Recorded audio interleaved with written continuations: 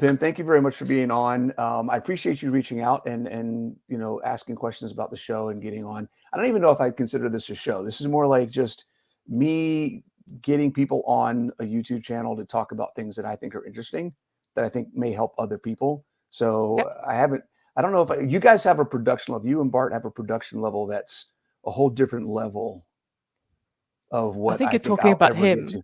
About him, him more than you. Okay, Yeah. he's definitely got a production level that's way above anything I think I will ever do. But Yeah. I appreciate your interest in being on and talking about. I think we talked a little bit before this about it's not the solution to addiction isn't always just the food. There's other things involved. And then I also want to talk a little bit about your background, how you got started in this whole thing. So if you Yeah. could just tell us a little bit about who you are, what you do, and why you're so passionate about sharing the information that you have.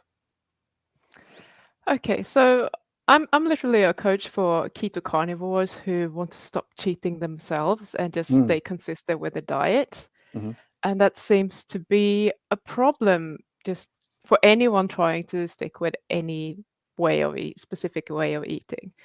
Okay. And as I mentioned just before we started, is like I find it very unfortunate that obviously we want to share results that we had, things that are interesting that can help others. But a lot of it is around if you just eat carnivore, if you just eat like a stick of butter a day, eat more fat, then your cravings are going to go away. And that's not the case for a lot of people. But I see so many people like piling into my Facebook group and they're like, I've tried this and it doesn't help, and carnivore isn't for me because I still have cravings. And I'm like, Yeah. welcome to the club. Like, Right.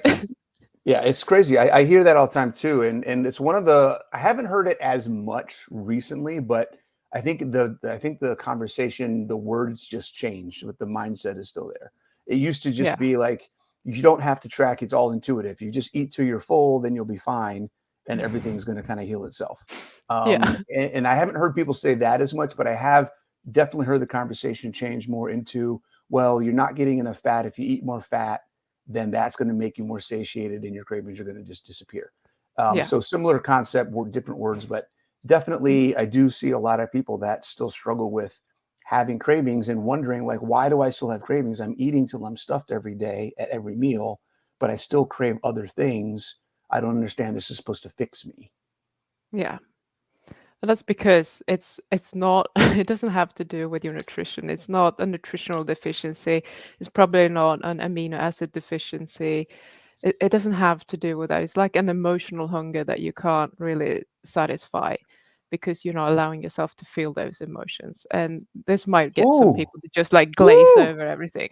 You and Natalie you and Coach Nat need to talk. Okay, maybe You I guys, shall reach out to her. you sound like her, not allowing yourself. She has a phrase where she likes to talk about there's no such thing as emotional eating, Hmm. and she talks about it. She from the perspective, and it's a play on words really, but the perspective of the reason that we eat is so that we don't feel the emotion because we're Yeah, trying to avoid it. So it's not that you're exactly. eating emotionally; it's eating because you're trying to avoid the emotion, and that's a whole 100%. process. So Yeah. yeah, you guys. I gotta hook you guys up. You guys should talk. Yeah, please do. So if it's not a nutritional deficiency, and like you said, it's trying to avoid an emotion, what how do people fix that? By allowing themselves to feel the emotions and not reacting to the cravings while doing it. So, a Ah, craving is an emotion, believe it or not, but it is an emotion. And the way that you do it is that you allow yourself to feel what that craving feels like the physiological response you have in your body. So, mhm. think Pavlov's dogs. They salivate. I salivate when I have cravings. I get like tension in my jaw. I start salivating, and I can feel like a tension the whole way down to my belly. Yeah, It's yeah. like the whole way the food would travel. And that is the craving.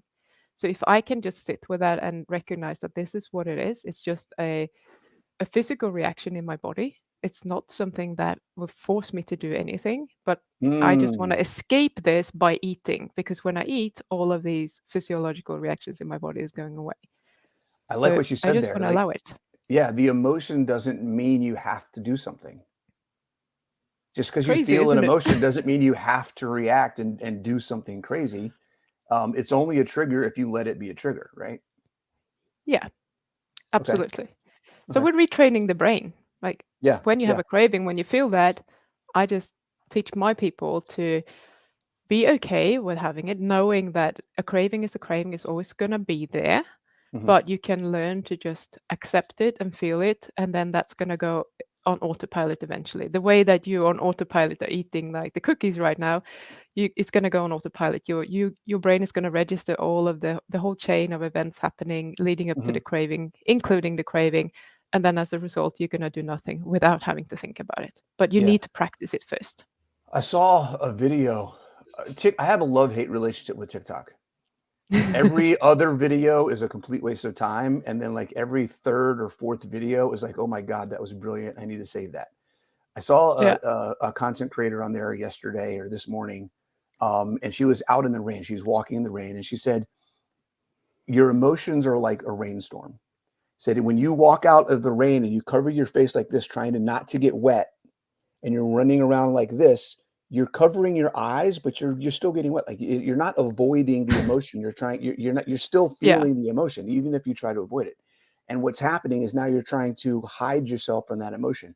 If you just accept the emotion, put your face up and let it wash over you, you know it's going to end at some point in time, but then you can yeah. understand and be aware of what's happening and feel it, and that actually feeling the emotion is the thing that's going to get you through it. The longer you try to fight it, the longer it's going to stay around. Yes, I love it.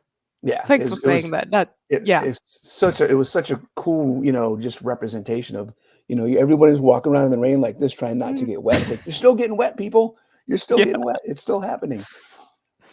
exactly. And you're getting wet and you're getting cold doing Yep. that because it's just gonna rain for a much longer period of time, and then you're Yeah. gonna feel guilty about doing that to yourself. Yeah, and you look silly and whatever else. But it's just Yeah. the whole idea of trying to avoid something that is literally impossible to avoid. Yeah. I saw, and this, I'm telling you, TikTok is driving me crazy. I saw another guy on there.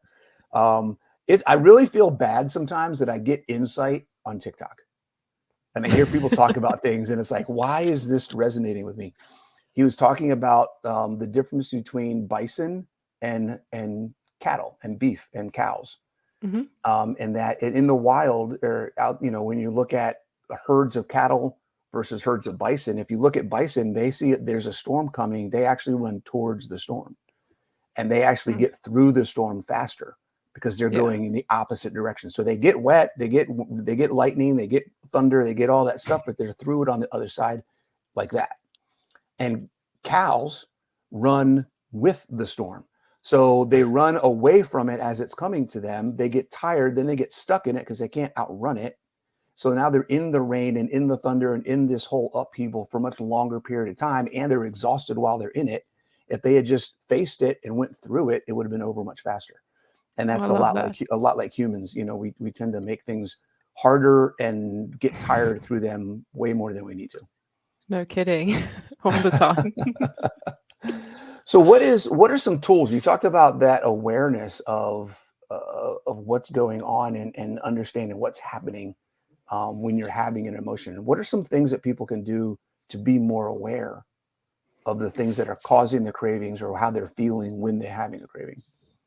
Yeah, so I talk a lot about the habit loop, but I've added Mm, one component to that habit loop because I think that's missing when it comes to craving. So if you look up the habit loop on YouTube, it's going to miss the second step, but a habit loop is just literally your environment or something is happening, a trigger of some kind. So when mhm. you start looking for those triggers, you will become more aware of, where you find them, etc. So a trigger can be a smell, a sound, a person, a situation, walking into the supermarket, walking past the vending machine at Yep. work, or whatever it might be. That's a trigger.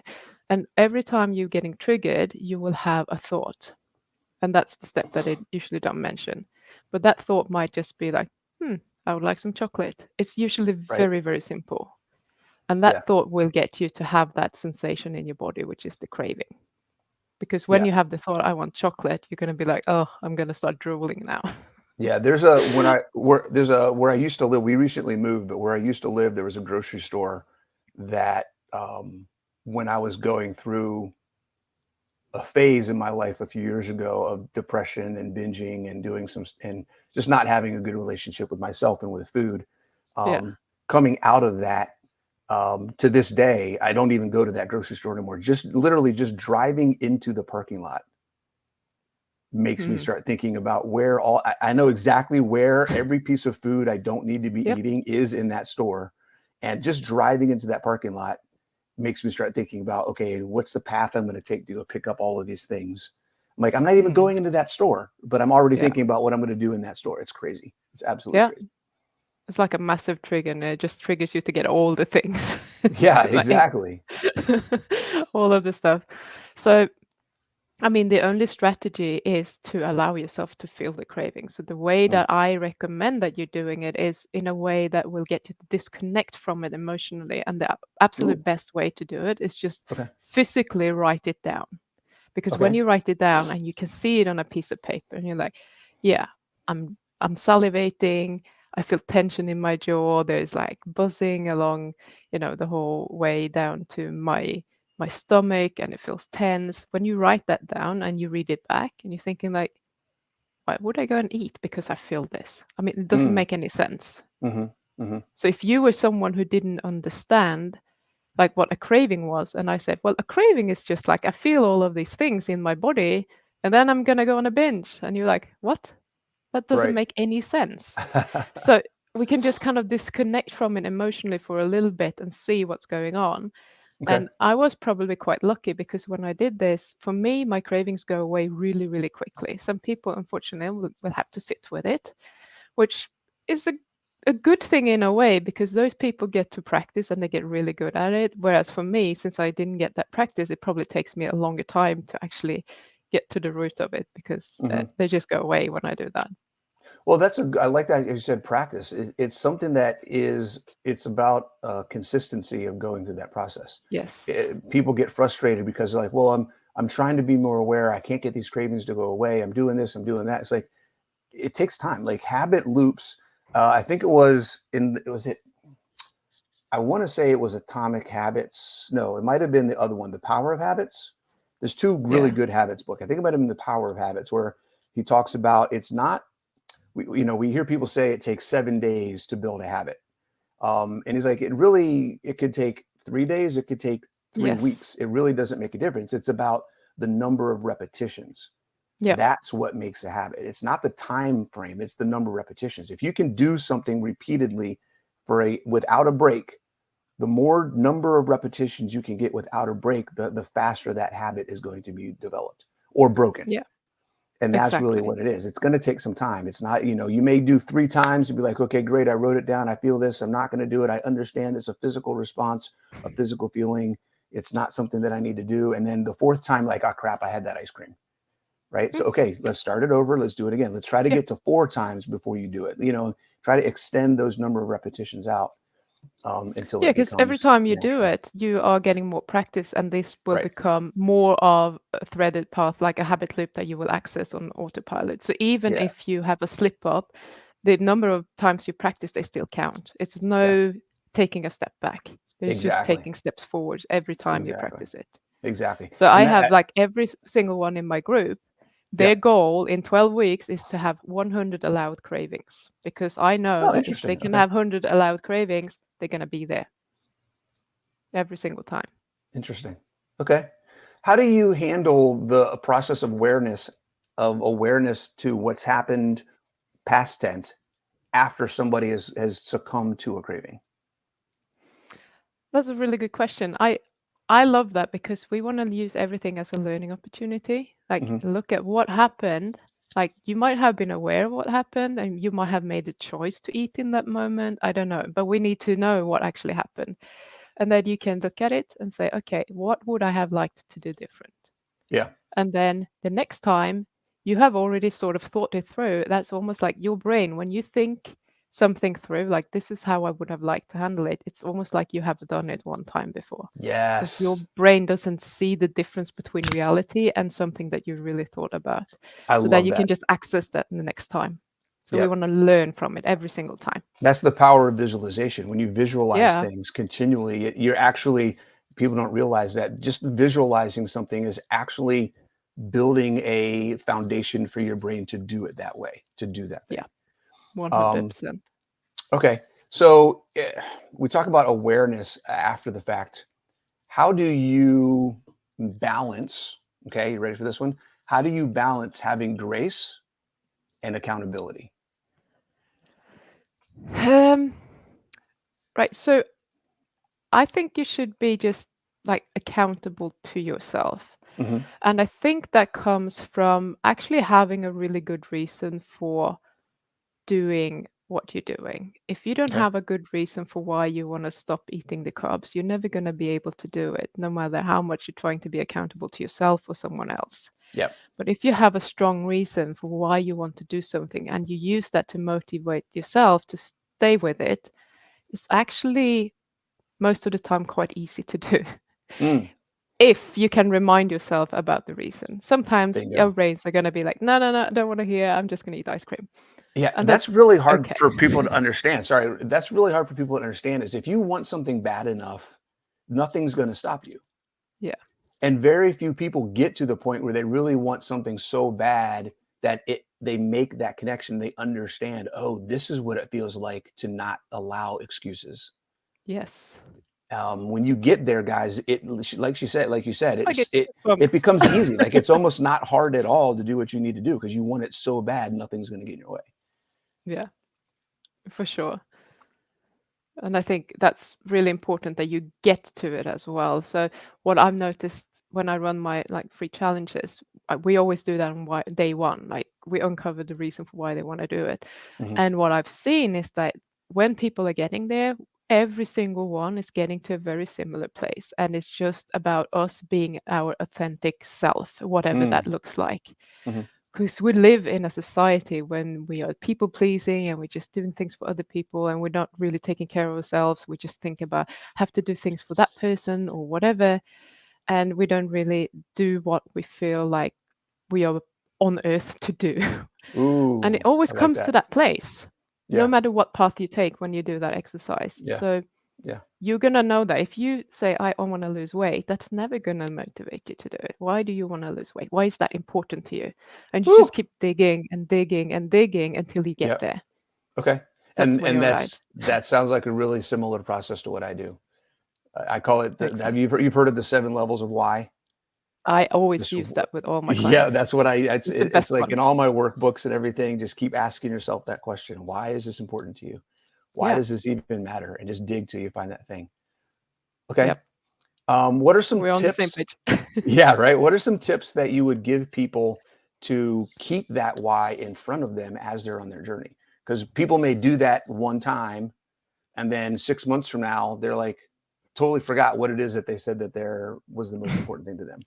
Yeah. I always say, like, I mean, this might sound really silly, but the easiest way is to, whatever is on your mind is something that you've been thinking over and over again. So it's the same thing as with training to not react to those cravings. You're Mhm. training your mind to think about your reason. So you need to remind yourself. If you want to set like an alarm on your phone 3 times per day to remind you, if you want to put post-it notes on, in your car, on the fridge, on the mirror, whatever it is, do whatever you need to do to remind yourself. If you're writing in your journal every morning, just write it at the front of the journal, like something that will remind you of this at least once a day, preferably Right. more, because the more you can think about it, the more it's going to be automatic. And eventually, you're just going to think about it without thinking about it, if that makes sense. No, absolutely. It makes great sense. Have you ever used vision boards with your clients? No, I'm not doing that actually. And I Okay. think the reason for that is that I don't resonate with them myself. But I think it's a Really? That's brilliant interesting. idea if you do. Yeah. Yeah. Okay. So I've done a couple different things. I in some of my groups I use vision. We do vision boards, or at least I talk about what they are, and some people decide to use them or not. Yeah. We also do identity exercises where Mm, we try to yeah. visualize in detail. And this is a lot of people will visualize, well, what do you want your future to look like? And they're like, I want this, I want that. But I want to, when I do identity exercises, I try to work with people and get them to literally write down as much detail in depth as possible about what they want their life to look like. Yeah. What time do they get up in the morning? What's their morning routine look like? Who are they spending their day with? What's their first activity of the day? What are they eating for breakfast? Like get into as much detail as possible, Yeah. getting back to that visualization so that you can build an identity around this lifestyle that you want to live. And then, and this may be something that you do, is match the identity with where you want to be with the actions that that person does. So if Yes. this is the lifestyle you want to live, what does that person do? Now you need to see, how is that different than what I'm doing now? I need to start doing what this person does, and then I'll start living that Yes. lifestyle. Yeah. I do a little bit differently, but essentially I'm doing the same thing, and we are Hmm. just focusing on like the future Pim. What Hmm. when I am at my goal, Yeah. that person, who am I then? Because I cannot be the person that I am today and reach that goal. I need to change along the way. So what Yes. changes have I done? So I can actually go to the future and I can speak to myself. It's like, Pim, what did you do to actually get there? And Oh, I like then that. I'm stealing Pim that. is just like, well, you just have to like endure. Right. Sometimes you just have to fail 50 billion times, but eventually you're going to get to that one thing that you're going to do that is just working for you. And just like, don't give up Yeah. or whatever it might be. But future Pim has the answers that I don't have yet.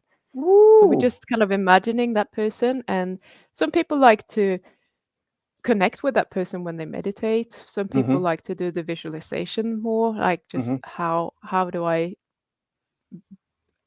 act, like who am I in the world when I'm in my future, and then take pieces from that and start implementing them in their own life. And I think that's pretty much what you're doing. It's just that we're talking about as future self. Yeah, that's fantastic. I'm totally stealing that, Pim. You're welcome. Talk to your future self. Mm, Wow. I can they're think of usually some very places I wise. want to use that. Yeah, usually very Yeah. wise. Man, what's one of the biggest limiting beliefs that you have to deal with people when it comes to their understanding of their cravings, their addiction, whatever it may be? Good question. I think it's their inability to understand that they can change at any time. Like, Mm, this is who I've always been. I've always done it like this. I get yep. maybe 50% of my clients are very past focused, Hmm. and getting them over that hump of realizing that the past doesn't it has nothing to do with your future, because everything that is happening in your life is happening because you made a decision. And you can decide right now that your past doesn't matter anymore and Right. just move towards the future. Right. Just And make getting different people over decisions. that. Right. Yeah. So get people to believe that they can actually do that is probably one of the most common ones that I see. Okay. Okay. How important is one of the things that I like to do is try to get people a win as quickly as possible. Something that they Mm. can look at and say, okay, I did this. I know I can do more. What are some of the things that you try to get people to realize, hey, that they can have success early on in the process? Um, so I like to just teach them like the process of doing it, the first thing. So I Hmm. don't focus on a win the first week. I do that in the second week. I don't know, Okay. Yeah. maybe Yeah. I would be better off Yeah. doing it straight away, actually, now when you say it. But I teach them and then I let them go and practice and I see what happens, because that way I can very easily just see what's working, what isn't working, and we can Hmm. just dial in from there. Hmm. And I might need some I might actually ask you about that, like what you do, because I find that very interesting. Something that I always teach people is like what you do as a result. Like if you're going to eat those carbs, it doesn't really matter right now. The focus here is for you to practice. Every time you sit down, you practice and you feel those cravings, that is a win. Hmm. I just don't know if it's perceived as a win, because it usually takes a few weeks before the penny drops and they're like, Yeah. oh, because they always Yeah. come back, oh, well, I ate something and now the whole week is destroyed. Sure. So for me, it's a win and I'm celebrating. I'm like, yes, but you did it. And they're like, oh, but I Right. still But you ate the felt it. cake. You understood it. Yeah. Yeah. Yeah. Yeah. Yeah. So I would be interested to hear what you're doing, Yeah, I actually. think everyone's a little bit different. I think for me, because a lot of what I do runs the gamut of mindset stuff, nutrition stuff, fitness Mm, things as well. So I may have one client where their low hanging fruit, something that we can get them a win in really fast is just um, waking up on time every morning. at least, Mm, or even just waking up at a specific time 3 times out of the week instead of sleeping in every day could be one thing, or yeah. going to bed at a certain time at least 3 days a week could be a win for somebody. Yep. Someone could say, hey, these are all the things. The easiest thing for me to do right now to show that you can have success is add 1 egg to every meal and get a little bit more protein and fat in your food. Like it could be something super little like that. On the Yeah. mindset thing, I like what you have there as far as here's some of the process. So even if they have a craving and they eat the food, if they can document and write down, like you said, journal, okay, this is what I was feeling when I had this craving, that can be a Yes. win too. Yeah. Just the process awareness. I love awareness. I think developing awareness is um, probably the secret sauce to this Yep. whole journey that we're on. Mm, Because if for you sure. aren't aware of what's going on, you can't change anything.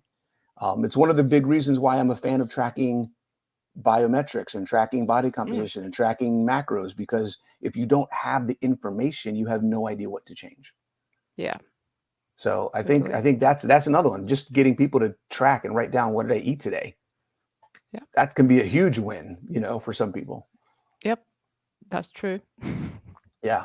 What are Yeah. some of the have you had any like extreme cases of people that have really been struggling, that and like how do you get people, not even how do you get, we talked about that, like what are some of the examples you have of people that have been struggling with something and that have been able to get through it using these methods? Right. I haven't had anyone who hasn't won in the end so far. Um, I That's a do have track a record. I money love back. it. Yeah, yeah. I have a money back guarantee as well, so I Oh better wow, okay. perform. Because if I can't help someone, I don't want their money. Mm, Um, I do have a current client who has an eating disorder, which is not what I normally work with. So hmm. like, but she has had therapy, etc., and I felt like we can probably work with this. And Right. this has been quite challenging for me because we are struggling with even developing the awareness. There is a Yeah. block there of Yeah. even wanting to look at it. So like an Resistance. example Yeah. would be like, oh, well, I didn't have a craving, but I went into the bakery and bought 2 muffins and ate them. But I didn't have a craving. I'm like, yeah, well, you did. Interesting. So we kind of like, nope, I Something didn't. got And I'm your like, yeah, thought you must process have. moving that Yeah, way. Yeah. exactly. So that's a difficult one for me because I need to kind of scale back and like, because usually I can go in and just teach them what to do. But if they cannot even get to the stage of having the awareness of that Hmm. there is a trigger, probably just seeing the bakery on the way home, then I have to take a step back. And we might Right. have to take a step back from there as well and start looking at, okay, why is it that you don't even want to see? Yeah. What is it Yeah. that you are trying to avoid by not looking at the triggers? Yeah. So we kind of having to go like almost pre my program because that's not usually what I deal with. But Yeah. if that's happening, then we have to go there. Yeah, it's So it's really, the human mind fascinates me. It's one of the reasons why I yeah, got some training in behavioral change, and I'm looking at some other stuff, stress management, and some other things. The psychology of the human mind is fascinating. We're going to yeah, acknowledge that we have a problem that we need to fix in our lives. We're going to hire somebody and pay someone to help us fix it. But then when they actually give us the tools to fix it, we're going to resist against that change and not want to yeah, do it. It's like, yeah, wow, what's going on? exactly. Yeah, And it's crazy. that's just how it is. Yeah, but it's a safety mechanism. It's Mhm, protecting her from something, mhm. and I don't know what that something is, and that's why I'm a coach because I'm helping people move forward and not So looking so at talk moving about backward. that. Explain that a little bit. How can something that is preventing us from changing for the better be protecting us? How does that work? Because it hurts thinking about it. Like, let's say that there is like some childhood trauma or something, and you Yeah. just bury that really deep because Mhm, then you don't have to think about it, you don't have to feel the pain of it, etc. If you all of a sudden start allowing yourself to maybe feel or access, thoughts about it, mhm. then you're going to relive that trauma most likely. Yeah, And no one wants to do that. yeah, yeah. And I'm not an expert in dealing with that. I'm just, that's No, no, probably that's for that's someone that. else to deal with. Yeah, well, yeah, and it depends on what that is. It could be something as simple as a breakup. It could be something as Yeah. a trauma or abuse as a child. Depends on what, Yeah. everybody's different. But yeah, I mean, we don't we're designed to stay safe, and our body wants to protect us, right? Everything in our whole existence is about survival. So, Yeah. if we have something that is going to be harmful, and this is the thing that a lot of people don't realize, is our body is designed to protect us from physical things, but from emotional things as well. We don't want to feel emotional damage. Um, Yeah. Absolutely. I and mean, so, if you're a child and you experience something really horrifying, you you're literally trying to protect your life because you don't right. know. You think that your life is in danger. And Yeah. once you get out of there, it's like any sound that reminds you of it or whatever that can trigger Mhm. you, Yeah. and you don't even 100%. know about it. Yeah. So You you're don't, like, yeah. la la la, I can't remember. I'm gone, peace. And again, Yeah, it's about the avoidance of the emotion, and that's it's yeah, called, it's your lizard brain, right? Your limbic yeah, brain is just the survival of, I need to get through whatever this is. I need to figure out a way to compartmentalize this so I don't have to deal with it, so that I yeah, can do what I need to do to survive. But at exactly. some point, we are emotionally, if you want to have emotional intelligence, and if you want to actually be a human being that's functioning well in life and live an optimal life, you're going to have to deal with those things at some point in time if you want to operate in Yeah. society. So fantastic. What are some things that some secrets that you've learned? How long have you been doing this? You've been working with people with nutrition, coaching. Yeah, I'm not doing so much nutrition because it Okay. doesn't interest me as You're much doing more anymore. I just mean, the addiction stuff. yeah. I mean, Okay. I'm a nutritionist. I have master's degree in nutrition, but that's not what really lights me up. I really Screw like the the food. coaching. Yeah, exactly. So that's why I'm working with people who already know what they want to be eating, what they should be Nice. eating, Yeah, and I just help them get there because that's what interests me, how we can use our mind to literally change everything. Like I love it. one thought can change your whole fucking life. I hope I can swear. Do it. Do what you got to do. But it's just amazing to me because I'm such a typical scientist and everything has to be proven, and if I can read about it and understand it, then it works. But I never got that, brain science is also science. Changing your thoughts is science. It's just Mm, working with your brain in the way that the brain works. It's right. not woo-woo or anything like that, where my mind would have gone before. It's like, oh, what the fuck is this mindset thing? Yep. Yep. I didn't get it several years ago. So I've been doing this for about 5 years. But the first Okay. 4 years, my brain was not on board with me quitting sugar completely. Hmm. It's like, okay, I'm completely happy to be in control. Have actually taught myself to just eating sugar when I want to eat sugar and not just being out of control and eating whenever and not Right. reacting to my cravings anymore. But at some point, I just got like, this is too much hard work. I have to like manage that every time I want to eat something. And Hmm. my brain just finally took 4 years, got to a stage where it was like, well, actually, I don't care about sugar that much anymore. But I couldn't go from there to not wanting to eat sugar ever again straight away. Right. So It took that's not time. what I'm teaching. I'm teaching that you do whatever you want to do, Yeah. and then we get you there. And I don't care what it is. I just want you to be in control because then you can choose whatever you want to do with your life. Bingo. I love it. We could end the whole talk on that, because that is exactly what it's all about. It's about Yeah, being in control. It's the one reason, exactly. it's one reason why I stopped drinking. I got to a Mm. point, actually twice in my life, when I was really young and I like just first joined the military. I had an episode where I blacked out for like a whole weekend because I got so drunk. I'm missing 2 days. And Wow, I came out of that and was like, I'm never drinking again. It was like 7 years before I touched alcohol again. And then crazy. a few years after that, I had another incident where I blacked out for a day because I got so stinking drunk. And I was like, you know what? I'm just done. I'm just Mm. done. And it took me a long time to get to a point where I could have an alcoholic drink without feeling like I had to go so hard and so far into it that I was just completely gone and out of control. And then eventually I learned how bad alcohol was in general with my health and fitness journey and just stopped altogether. But um, Mm. it was all about control. Like my initial experiences with alcohol was complete loss of control. And that was my driving factor for wanting to make changes on that front. So control is a huge piece. And I think a lot of people, Yeah, for me, I think that self-limiting belief that people have when they first get started is they feel like they have no control. It's my yeah, body's fault. It's my environment's fault. It's my parents' fault. It's all these other issues. It's society. It's pharma. It's yeah, food industry. It's it blah blah blah, and understanding that yes, those are all a factor, but once you know that those are a factor, now the ball's in your court. What do you Yes, do, and how do you move forward from here? exactly. Like we can't change the environment, we can't change other people. We just need to choose how we want to behave in that situation. Bingo, That's all we have. bingo, fantastic, awesome.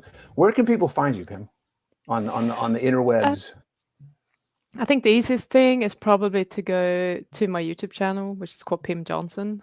Okay, Or if you want to join the Facebook group, you can go to Life Beyond the Cravings for Kick-Ass Ketovores. So we do a few things in there. We have like Zoom hangouts on the weekends, and I do some live streams. And I'm trying to build a community of people who are just in this mindset and want to connect with each other and support each other. So you are awesome. like the 5 people that you're around the most, so if you don't have that in your life, I'm hoping to be able to provide that for some people Oh, online. I love that. I love that. Yes, definitely. Community is huge. Finding a tribe of people that you can relate to.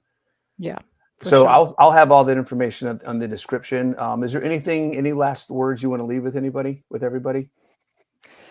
Just like if you believe that you cannot do it, you won't be able to do it. So start believing that it's possible for you. And the best way to do that is to see that other people have done it. If other people with human brains can do it, you can do it as well. So just That's start awesome. small, whatever it is. Yeah, start small. It doesn't have to be huge. If it's scared, take a smaller bite. Yep, exactly. Awesome. Thank you very much, Pim. I appreciate your Well, time. thank you. Thanks so much.